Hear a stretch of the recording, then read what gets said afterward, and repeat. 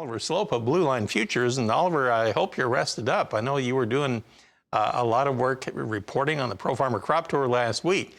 Overall, what was your takeaway from it when the new final numbers came out?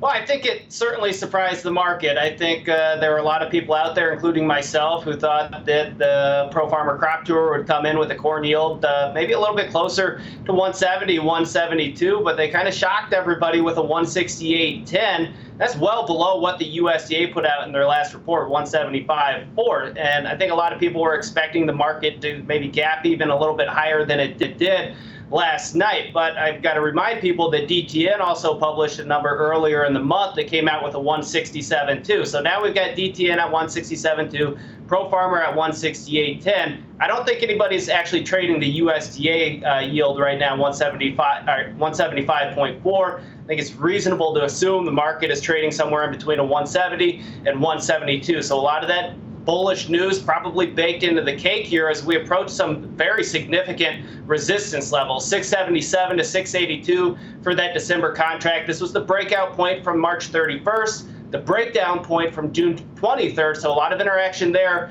previously that has been a tipping point for the market. You also have the 100-day moving average, as well as the RSI at the upper end of its trading range. So I wouldn't be surprised to see the market maybe stall out here a little bit near that 680 mark.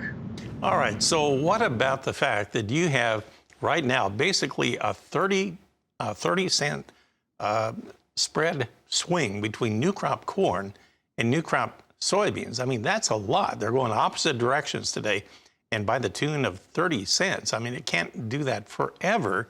How much can they readjust that spread, do you think?